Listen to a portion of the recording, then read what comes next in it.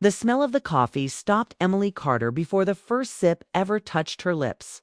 It was early morning in a quiet Connecticut suburb, the kind of place where weekends moved slowly and nothing unexpected ever happened until that moment.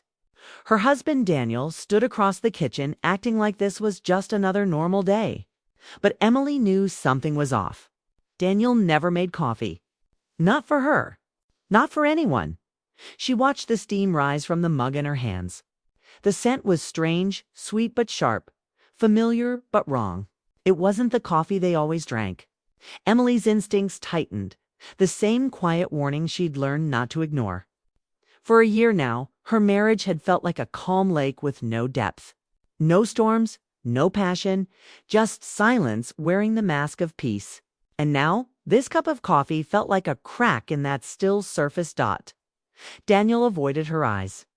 He rinsed a spoon again and again, his movements stiff, like he was trying to stay busy. Emily asked if he had changed the coffee.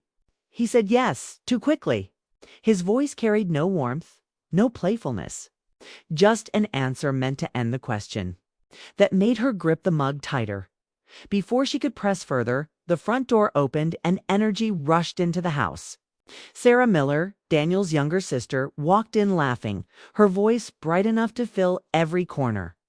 Sarah had been staying with them temporarily, and her presence had changed the house. She was emotional, open, and warm, everything Emily felt she had slowly lost.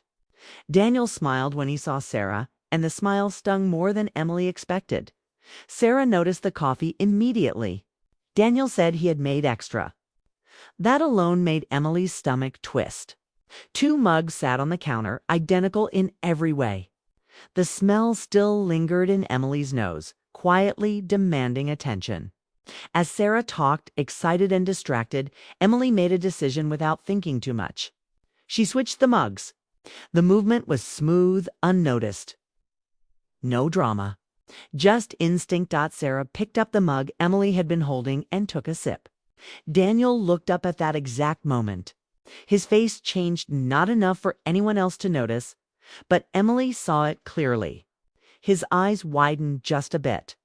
His jaw tightened. Then he looked away. The rest of the morning passed in polite conversation. But Emily felt like she was watching everything through glass. Sarah talked about job interviews, laughed about city traffic, and mentioned how comforting the coffee tasted. She said it felt familiar, like something from the past. Daniel said nothing. He barely spoke at all. Emily's thoughts raced. The coffee wasn't poisoned. It wasn't dangerous. She knew that. But it wasn't meant for her either. And that realization hurt more than she wanted to admit. When had she stopped being the person Daniel did thoughtful things for? When had she become the safe, predictable part of his life while someone else received his quiet care? That night, Emily lay awake beside her husband. Daniel slept facing the wall, the space between them wide even though they were inches apart. Emily stared at the ceiling, replaying the look on his face when Sarah drank from the mug. That look wasn't fear. It was concern. Emotional concern? The kind that comes from memory, not habit. Emily thought about the early days of their marriage. Daniel used to remember small things, how she liked her coffee, what songs made her cry, the stories she told more than once. Over time, those details had faded, replaced by schedules and responsibilities. No fighting. No betrayal. Just distance. The coffee felt symbolic now. A small act filled with meaning. Something private that had slipped into the open by accident. Emily wondered if Daniel even realized what he had revealed. Or maybe he did, and that was why he couldn't look at her. In the darkness, Emily felt a quiet ache grow in her chest. Not anger. Not jealousy. Just sadness. She loved her husband, but she wasn't sure if she was still seen by him. And the hardest part was that nothing dramatic had happened. No shouting. No secrets exposed. Just a cup of coffee that smelled like someone else's memory. She turned on her side, facing Daniel's back. For a moment, she considered waking him, asking the question burning inside her. But she didn't. Some answers, she knew, could change everything. And she wasn't sure she was ready for that yet. As the house settled into silence, Emily closed her eyes with one thought repeating in her mind. The coffee wasn't meant for her, and, somehow, that truth felt heavier than any lie. Emily woke before sunrise with a strange clarity, the kind that comes after a long night of heavy thoughts. The house was quiet, but her mind was already racing. Yesterday's coffee had opened a door she could not close again. Whatever it meant, she knew one thing for sure: she could not ignore it. Silence had already taken enough from her marriage. Downstairs, the kitchen lights were on. Daniel stood by the counter, measuring coffee grounds with careful focus. Emily paused in the doorway, watching him. This time, there was no strange smell, just the familiar scent they had shared for years. That alone felt like a message. Daniel poured the coffee into 2 mugs and set them side by side. No extra cup. No hesitation. He finally looked at Emily, and the weight in his eyes told her he hadn't slept much either. "Morning," he said softly. "Morning," she replied, sitting at the table. They drank in silence. The coffee tasted normal, steady, safe. Emily realized how much she had missed that feeling. Not the drink, but the comfort of knowing where she stood. Still, something unfinished hung between them. Later that morning, Sarah appeared quieter than usual. She moved through the house slowly, like someone lost in thought. Emily noticed it right away. Sarah wasn't her usual energetic self. She smiled less. Her voice was softer. It was as if something had settled inside her overnight. Emily found her on the back porch, wrapped in a sweater, staring out at the yard. The autumn air was cool, and the trees were just starting to change color. Emily joined her without speaking at first. "That coffee yesterday," Sarah said suddenly, breaking the silence. "It brought back memories I didn't expect." Emily listened. "Our mom used to make it that way," Sarah continued. "When things were hard, she said it helped you breathe again." Emily felt a quiet understanding form in her chest.